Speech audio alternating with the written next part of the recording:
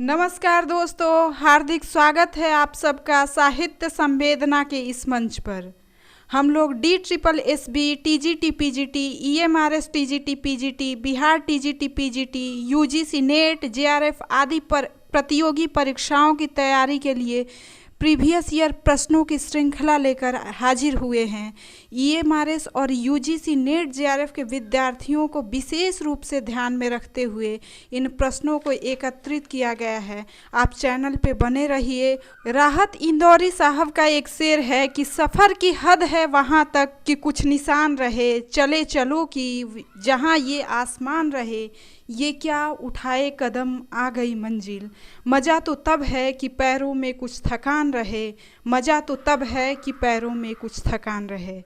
आइए दोस्तों, आप सभी का एक बार फिर से हार्दिक स्वागत और अभिनंदन करते हैं। आज हम लोग जिस टॉपिक पर बात करने वाले हैं वो है संत काव्य धारा। संत काव्य धारा की श्रृंखला में ये पहला प्रश्न आप लोगों के सामने है। सही काल क्रम वाले वर्ग को चिन्हित कीजिए।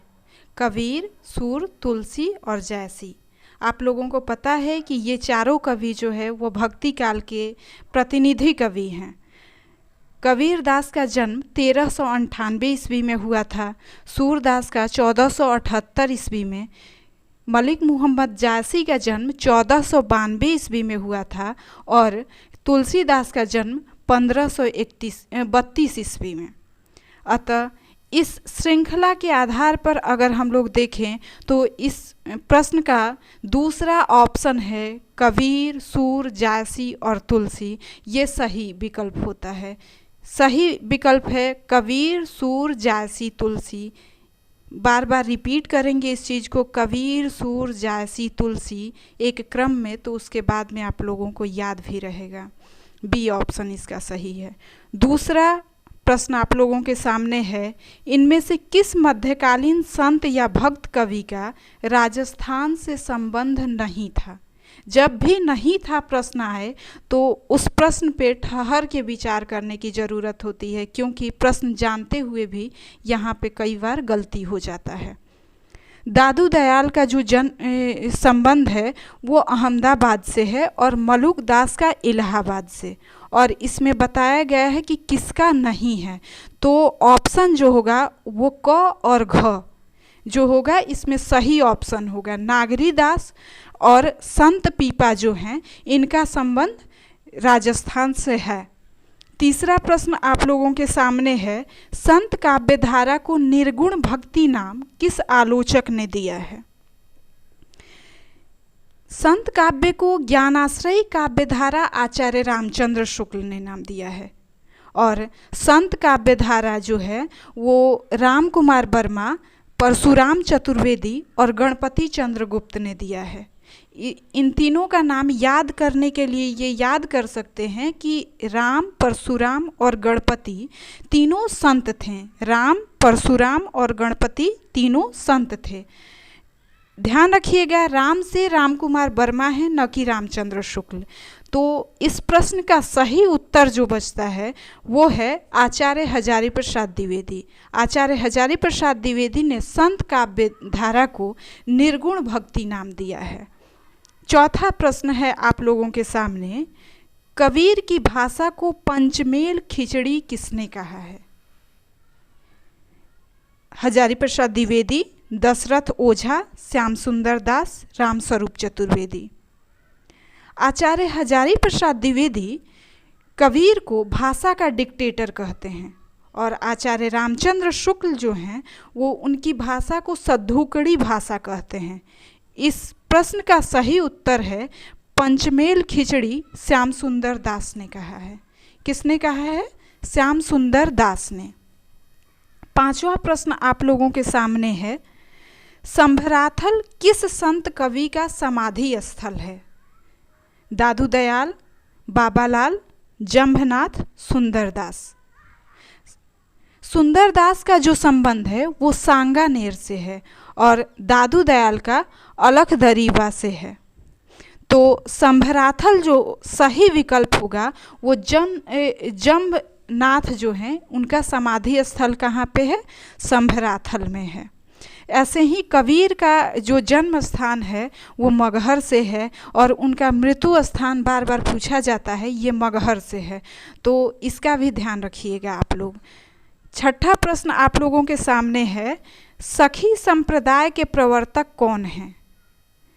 हरिदास निरंजनी, जगजीवन दास, वीर भानु और गुरु नानक। सखी संप्रदाय को एक और नाम से जाना जाता है ठट्टी संप्रदाय।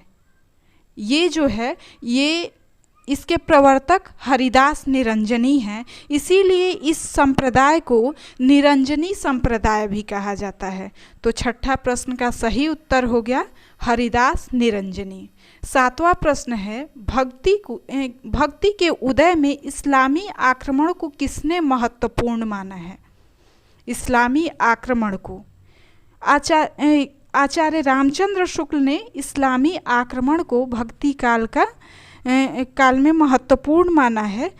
और जॉर्ज ग्रियर्सन जो हैं वो ईसाइयत की देन स्वीकार करते हैं कि ईसाइयत की वजह से जो है वो भक्ति का उदय हुआ था, जबकि मुक्तिबोध सामाजिक सांस्कृतिक कष्टों से उत्पन्न मानते हैं। सामाजिक सांस्कृतिक जो कष्ट हो रहे थे उस समय जनता के, इसीलिए उनका ध्यान भक्ति की ओर गया, ये मानना मुक्तिबोध का है।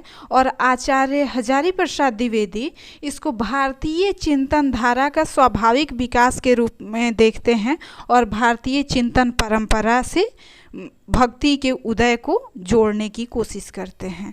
आठवां प्रश्न आप लोगों के सामने है, नामदेव को संत काव्यधारा का प्रथम कवि किसने माना है?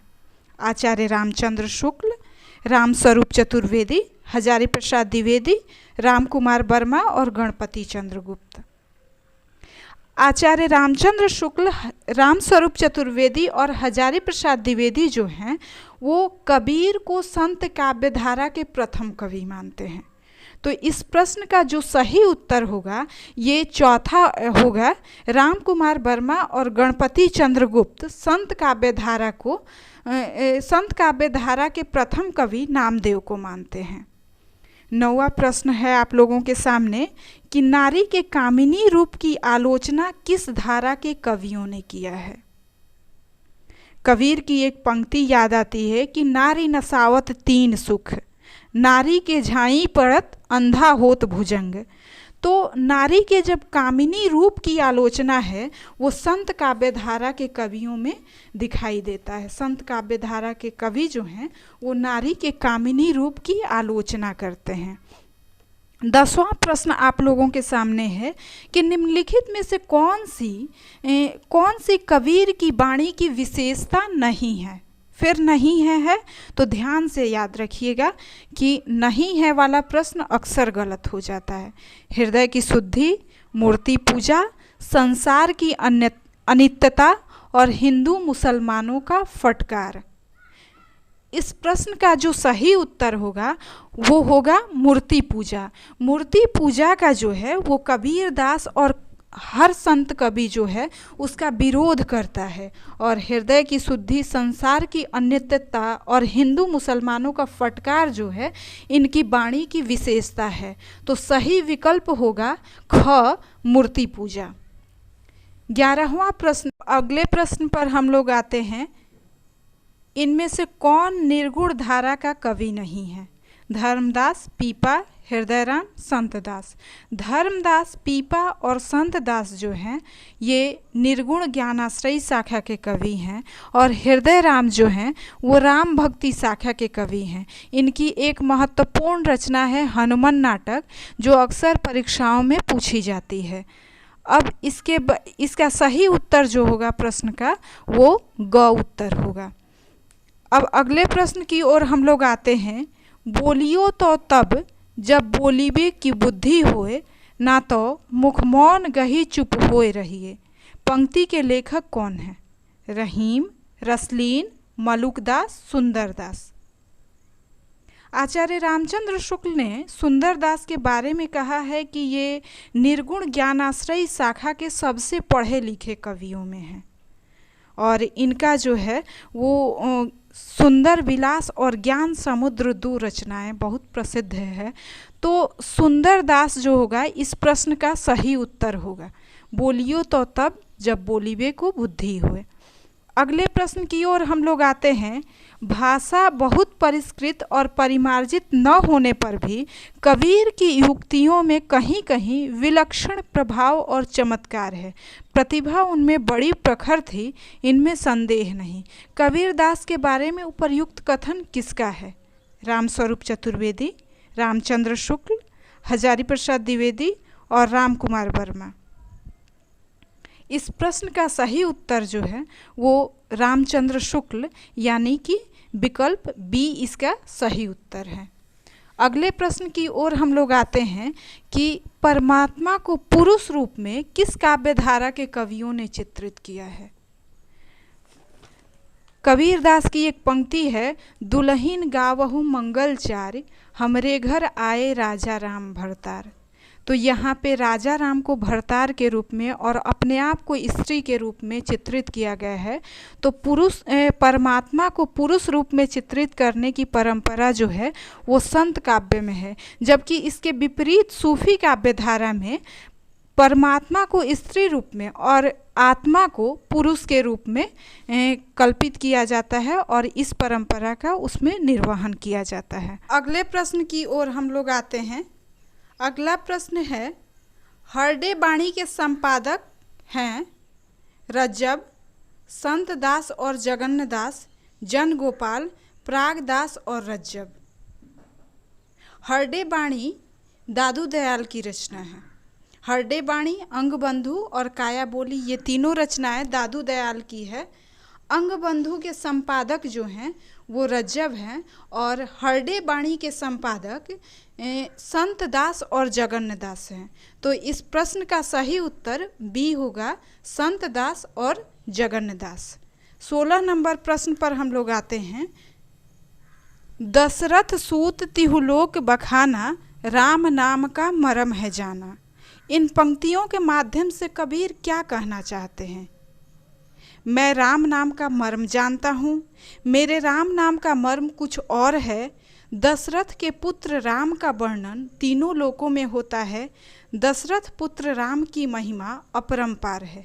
हम लोग जानते हैं कि राम भक्ति शाखा में राम को जो है वो सबसे एक तरह से उपास्य माना जाता है। और कबीर के भी पद जब हम लोग देखते हैं, जैसे दुल्हीन गावहु मंगल चार, हमरे घर आए राजा राम भरतार, तो उसमें राम का नाम आता है। तो कबीर दास जी ये स्पष्ट किए हैं कि जो दशरथ सूत, मेरे राम जो हैं वो दशरथ सूत नहीं हैं बल्कि कोई और है। मेरे राम नाम का मर्म कुछ और है। तो इस प्रश्न का जो सही उत्तर है वो बी है, मेरे राम नाम का मर्म कुछ और है। अगले प्रश्न पर हम लोग आते हैं। मध्यकालीन संत काव्य पर निम्नलिखित में से किसका प्रभाव नहीं है? एक आचार्य रामचंद्र शुक्ल की पंक्ति है कि उन्होंने भारतीय ब्रह्मवाद के साथ सूफियों के भावात्मक रहस्यवाद, हठयोगियों के साधनात्मक रहस्यवाद और वैष्णवों के अहिंसावाद और प्रपत्तिवाद का प्रयोग का मेल करके अपना पंथ खड़ा किया। ये नाथ ज्ञानाश्रयी काव्य धारा जो है उसके बारे में बताते हैं कि कैसे सूफियों से भावात्मक रहस्यवाद लेते हैं, हठयोगियों से साधनात्मक रहस्यवाद, वैष्णवों से अहिंसावाद और प्रपत्तिवाद लेकर और अपना पंथ जो है वो खड़ा करते हैं। तो इस अगर पंक्ति को भी देखें तो इस आधार पे जो है नाथ का प्रभाव वो बताते हैं। फिर उसके बाद में जो है अहिंसावाद, प्रपत्तिवाद का प्रभाव बताते हैं, अद्वैतवाद, उपनिषद आदि सबको बताते हैं। तो इसीलिए इस प्रश्न का सही उत्तर जो है वो डी है, यानी जैन साहित्य का प्रभाव नहीं है, बाकी सबका प्रभाव है। अब अगले प्रश्न की ओर आते हैं कि पार ब्रह्म के तेज का कैसा है उन्मान, कहिबे कुशोभा नहीं देखा ही परमान। उपर्युक्त पंक्ति किस कवि की है? रैदास, कबीर, सुंदरदास और धर्मदास। ये पंक्ति जो है कबीर दास की है। ये सही उत्तर जो होगा वो कबीर दास होगा, यानी विकल्प बी इसका सही होगा। अब अगले प्रश्न की ओर आते हैं। साधना के 3 अवयव में सम्मिलित नहीं है। साधना के 3 अवयव में सम्मिलित नहीं है। कर्म, वाणी, भक्ति और ज्ञान। आचार्य रामचंद्र शुक्ल इसके बारे में कहते हैं कि ज्ञान के बिना जो है वो भक्ति अंधी है, कर्म के बिना भक्ति जो है वो लंगड़ा है, और भक्ति के अभाव में जो है वो भक्ति जो है वो हृदय विहीन है। तो इसीलिए इस प्रश्न का जो सही उत्तर होगा वो होगा विकल्प बी, यानी कर्म, भक्ति और ज्ञान ये तीनों साधना के अवयव हैं, इनके बिना साधना संभव नहीं है। अगले प्रश्न की ओर आते हैं हम लोग। कबीर ने अपने निर्गुण पंथ में वह कौन सा तत्व समाहित किया है जिसका नाथ पंथ में अभाव था? तांत्रिक विधान, भारतीय वेदांत और सूफियों का प्रेम तत्व, रागात्मक तत्व से रहित साधना, हृदय पक्ष शून्य सामान्य अंतर साधना का मार्ग। हम लोग जानते हैं कि नाथ पंथ, उसके बाद में नाथ पंथ के बाद में जो है वो जैन साहित्य वगैरह आता है, और उसके बाद में एक परंपरा चलती है तो निर्गुण भक्ति काव्यधारा आता है, और निर्गुण भक्ति काव्यधारा के बाद में सूफी काव्यधारा आता है। तो सूफी काव्यधारा का भी इसमें प्रभाव है, क्योंकि कबीर दास और उनके जो समकालीन रचनाकार हैं वो सूफियों के प्रेम तत्व या भावात्मक रहस्यवाद को वो लोग ग्रहण किए हुए हैं। तो इसीलिए इस प्रश्न का सही उत्तर जो होगा वो बी होगा। भारतीय वेदांत और सूफियों के प्रेम तत्वों का जो है सम्मिलन जो है वो कबीर दास ने किया है। अब हम लोग अगले प्रश्न की ओर आते हैं। अगला प्रश्न है, बीजक के संपादक हैं कमाल, धर्मदास, सुंदरदास और नाभादास। हम लोग जानते हैं कि कमाल जो हैं वो कबीर दास जी के पुत्र हैं, और धर्मदास जो हैं वो उनके शिष्य हैं। तो बीजक के संपादक जो हैं वो धर्मदास हैं, यानी इस प्रश्न का जो विकल्प होगा वो विकल्प बी सही होगा। और ये बीजक का संपादन जो है वो उन्होंने 1464 ईस्वी में किया था। कबीर बीजक का संपादन उन्होंने 1464 ईस्वी में किया था। अब हम लोग अगले प्रश्न की ओर आते हैं। दादू पंथ का प्रधान पीठ जो दादू द्वारा स्थापित किया गया था कहाँ पर स्थित है? अहमदाबाद, आमेर, नारायणा और गंगानेर।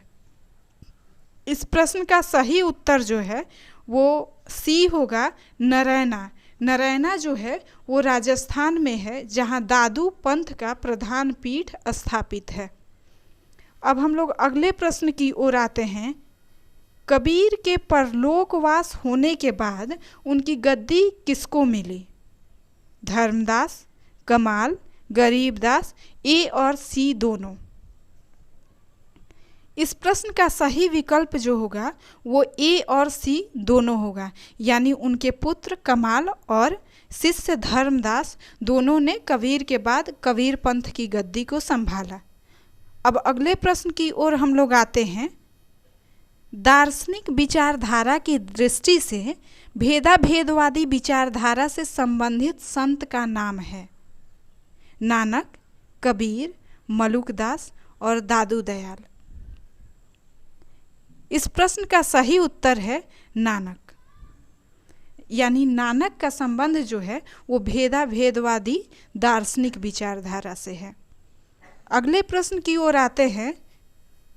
मलुकदास की रचना है रत्न खान, ज्ञानबोध, ज्ञान समुद्र और ए और बी दोनों।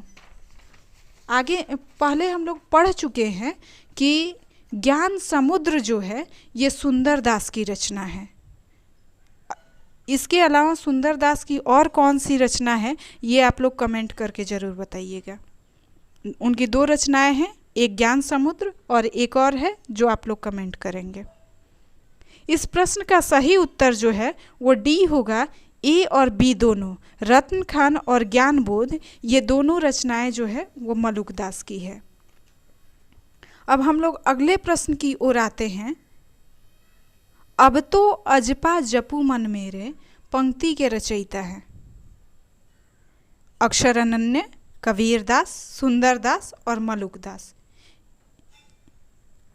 इस प्रश्न का जो सही उत्तर है ये मलुकदास होगा। अब तो अजपा जपू मन मेरे मलुकदास की रचना है, यानी उनकी पंक्ति है। अगले प्रश्न की ओर हम लोग आते हैं। पाँव पसारा कब से, हाथ समेटा तब से, पंक्ति का संबंध किससे है? मलुकदास, सुंदरदास, अक्षर अनन्य और दादू दयाल। अक्षर अनन्य के बारे में प्रसिद्ध है कि वो छत्रसाल के गुरु थे और उन्हीं के दरबार में रहते थे। एक बार जो है वो छत्रसाल से नाराज़ होकर जंगल में चले गए, तो उनको ढूंढते हुए छत्रसाल वहाँ पहुँचे तो उन्होंने प्रश्न किया कि पाँव पसारा कब से? तो वो चट से उत्तर देते हैं क्या कि हाथ समेटा तब से, यानी कि इस पंक्ति का जो संबंध है वो अक्षर अनन्य से है।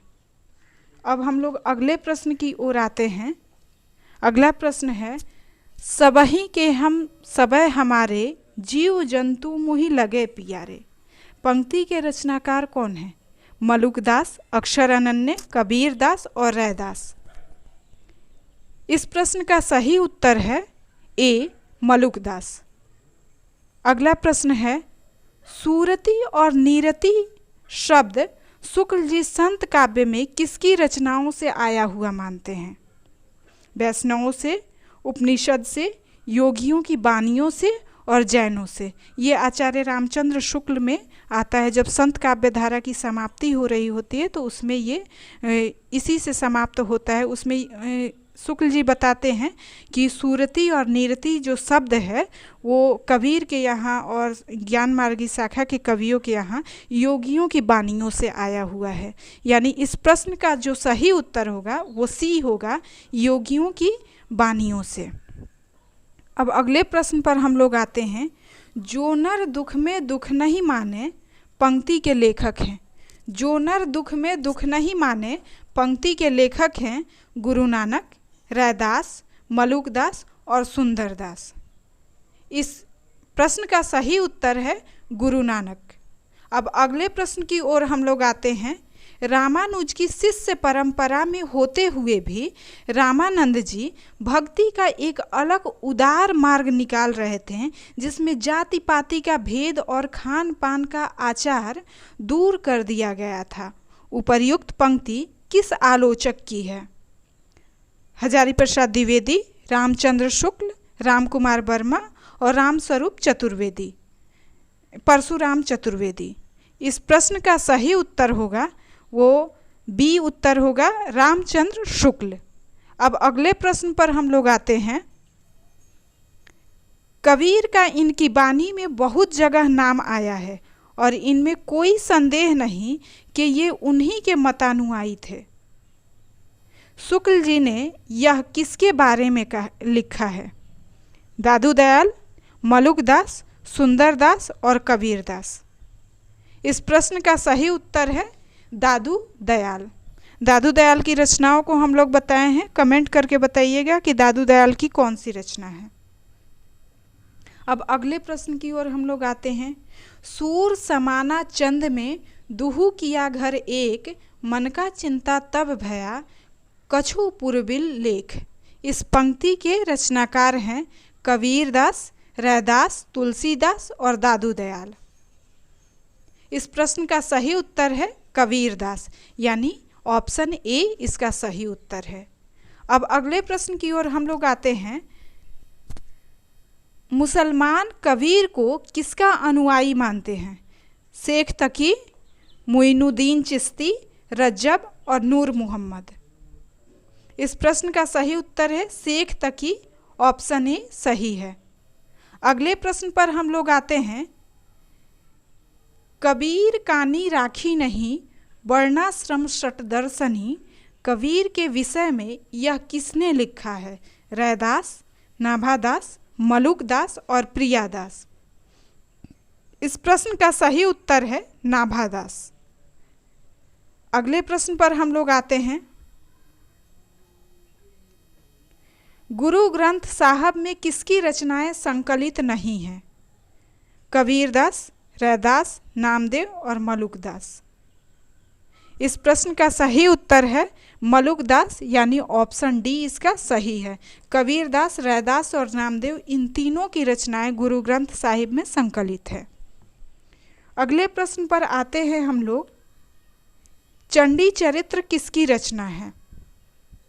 गुरु गोविंद सिंह, अर्जुन सिंह, रामदास, अंगद। चंडी चरित्र जो है वो दुर्गा सप्तशती का अनुवाद है और इसका अनुवाद गुरु गोविंद सिंह ने किया था। अतः इसका सही ऑप्शन है ऑप्शन ए। अब अगले प्रश्न की ओर हम लोग आते हैं। बावरी पंथ से इनमें से कौन संबंधित नहीं है? बुल्ला साहेब, पलटू साहेब, बुलाल साहेब, संत साहेब। इस प्रश्न का सही उत्तर है बी, पलटू साहेब। याद रखने के लिए सही तरीका है बुल्ला साहेब, बुलाल साहेब। ये दोनों बू बू से हो रहा है तो बुल्ला साहब और बुलाल साहब, और ये अपने साथ किसको रखते हैं? संत को रखते हैं, ना कि पलटू को रखते हैं। तो इसीलिए पलटू साहब जो है ये बावरी पंथ से संबंधित नहीं है। बाकी बुल्ला साहब, बुलाल साहब और संत साहब तीनों बावरी पंथ से संबंधित हैं। अगले प्रश्न की ओर अब हम लोग आते हैं। अगला प्रश्न है, रज्जब अली खां के गुरु थे नानक, मलुकदास, दादू दयाल और धन्ना। हम लोग जानते हैं कि दादू दयाल की रचना जो है वो अंग बंधु के संपादक रज्जब हैं। तो रज्जब जो हैं वो दादू दयाल के शिष्य हैं। हरडे बाणी के संपादक कौन है ये आप लोग कमेंट कीजिएगा, ताकि इससे पता चलेगा कि आप लोग को कितना प्रश्न याद रह रहा है कि नहीं रह रहा है। ऐसा नहीं कि याद कर रहे हैं आगे और पीछे भूलते जा रहे हैं। अब अगले प्रश्न पर हम लोग आते हैं। कबीर किस शासक के समकालीन थे? हुमायूं, सिकंदर लोदी, अकबर, बहादुर शाह जफर। इस प्रश्न का सही उत्तर है सिकंदर लोदी, यानी बी ऑप्शन सही है। सिकंदर लोदी कबीर के समकालीन थे। अब अगले प्रश्न की ओर हम लोग आते हैं। अंगबंधु किसकी रचना है? गरीबदास, मलुकदास, मिस्कीन दास और दादू दयाल। ये बार बार हम लोग बात कर चुके हैं आगे, तो आप लोग बताइएगा कि ये किसकी रचना है। इस प्रश्न का सही उत्तर है दादू दयाल, और अंगबंधु का संपादन जो है वो रज्जब ने किया था। अब अगले प्रश्न पर हम लोग आते हैं। रामचंद्र शुक्ल के अनुसार आदि गुरु ग्रंथ साहब में रैदास के कितने पद संग्रहित है? 35, 45, 30, 40। इस प्रश्न का सही उत्तर है 40। सबसे अधिक संत काव्य धारा में जितने भी कवि हैं उनमें सबसे अधिक अगर किसी का पद संग्रहित है तो रैदास ही हैं। रैदास के 40 पद संग्रहित है। आप लोग कमेंट करेंगे कि कबीर दास के कितने पद जो है वो गुरु ग्रंथ साहब में संकलित है। अगला प्रश्न है, हंस जो रहा समीर मह, पाँख जरा गा भागी। इस पंक्ति के में हंस का अर्थ है बुद्धि, पक्षी, हंस और जीव। इस प्रश्न का सही उत्तर है डी, जीव। अब अगले प्रश्न की ओर हम लोग आते हैं। आचार्य रामचंद्र शुक्ल के अनुसार कबीर का जन्म काल क्या है? विक्रम संवत 1454, विक्रम संवत 1455, विक्रम संवत 1456 और विक्रम संवत 1457। तो इस प्रश्न का सही उत्तर है सी, विक्रम संवत 1456। कबीर के लिए एक पंक्ति आता है कि 1456 साल गए, चंद्रवार एक माह भय, पूर्णमासी तिथि को ऐसे करके प्रकट भय, ये पंक्ति जो आती है वो कबीरदास के बारे में ही आती है। अब हम लोग अगले पंक्ति की ओर आते हैं। मोको कहाँ ढूंढे बंदे मैं तो तेरे पास में। यह पंक्ति किसकी है? कबीरदास, सूरदास, रैदास और मलुकदास। इस प्रश्न का सही उत्तर है कबीरदास, यानी ऑप्शन ए सही है। अब अगले प्रश्न पर हम लोग आते हैं। मैं कहता हूँ आँखिन देखी, तू कहता कागद की लेखी। इस काव्य पंक्ति का आशय है प्रत्यक्ष ज्ञान और पुस्तकीय ज्ञान एक ही है। प्रत्यक्ष ज्ञान को ही पुस्तकों में लिखा जाता है। प्रत्यक्ष ज्ञान पुस्तकीय ज्ञान से हीन है और स्वानुभव शास्त्रीय ज्ञान से बड़ा है। हम लोग जानते हैं कि संत काव्य धारा के जितने भी कवि हैं और कबीरदास जो है वो अक्सर स्वानुभव पर बल देते हैं, क्योंकि उन्होंने जितना भी ज्ञान अर्जित किया था वो सत्संग से ही अर्जित किया था। उन्होंने पढ़ा लिखा नहीं था, तो इसीलिए वो स्वानुभव पर ज़्यादा बल देते हैं। तो इसीलिए ये पंक्ति जो है कबीरदास की है और इसमें इसका आशय यह है कि स्वानुभव जो है वो शास्त्रीय ज्ञान से बड़ा है, यानी ऑप्शन डी जो है इसका सही उत्तर होगा। अब अगले प्रश्न की ओर आते हैं हम लोग। हमन है इश्क मस्ताना, हमन को होश यारी क्या, रहे आज़ाद या जग में हमन दुनिया से यारी क्या। पंक्ति के रचनाकार हैं भारतेंदु, रामनरेश त्रिपाठी, रैदास और कबीरदास। ये जो है आज़ाद शब्द जो है ये कई बार लोगों को कंफ्यूज कर सकता है कि भारतेंदु और रामनरेश त्रिपाठी कहीं आधुनिक काल के कवि तो नहीं हैं, लेकिन इस प्रश्न का जो सही उत्तर होगा वो ऑप्शन डी होगा, यानी कबीरदास इसके रचनाकार हैं। अब अगले प्रश्न पर हम लोग आते हैं। साधु संप्रदाय का केंद्र था नरलोन, फर्रुखाबाद, बीकानेर और अलवर। साधु संप्रदाय जो है वो वीर भानु का है और ये फर्रुखाबाद में इसका जो है केंद्र है साधु संप्रदाय का, यानी ऑप्शन बी जो है वो उसका सही है, फर्रुखाबाद। अब अगले प्रश्न पर हम लोग आते हैं और ये अंतिम प्रश्न होगा। आप लोग को वीडियो कैसा लगा इस पे ज़रूर कमेंट कीजिएगा और बताइएगा कि कैसा लगा, क्या इसमें सुधार करना चाहिए और अगली श्रृंखला में आप लोग को क्या और चाहिए। जो भी आप लोग की आवश्यकता होगी ज़रूर लिखिएगा, वो हम लोग पूरा करने की कोशिश करेंगे। अक्षर अनन्य की रचना नहीं है। ब्रह्म ज्ञान, भक्ति विवेक, सिद्धांत बोध और राजयोग। आगे जो भी हम लोग पढ़े हैं अगर उसको भी ध्यान रखेंगे तो ये क्वेश्चन आसानी से बन जाएगा। ब्रह्म ज्ञान, सिद्धांत बोध और राजयोग जो है वो अक्षर अनन्य की रचना है। इनकी रचनाएं हैं राजयोग, विज्ञान योग, ध्यान योग, सिद्धांत बोध, विवेक दीपिका, ब्रह्म ज्ञान और अनन्य प्रकाश। ये जो है अक्षर अनन्य की रचनाएं हैं। और भक्ति विवेक, अक्सर लोग कंफ्यूज हो जाते हैं भक्ति विवेक और विवेक दीपिका में। तो अक्षर अनन्य की रचना है विवेक दीपिका और भक्ति विवेक जो है ये मलुकदास की रचना है। तो इस प्रश्न का सही उत्तर होगा बी। वीडियो में अंत तक बने रहने के लिए आप सबका बहुत बहुत धन्यवाद। यह प्रश्नों का श्रृंखला आप लोग को कैसा लगा कमेंट करके ज़रूर बताइएगा और चैनल को लाइक और सब्सक्राइब ज़रूर कीजिएगा। यदि आपको वीडियो पसंद आया हो तो बेल आइकन ज़रूर प्रेस कीजिएगा ताकि आगामी वीडियो आप तक पहुंच सके। आपका दिन शुभ हो। बहुत बहुत धन्यवाद।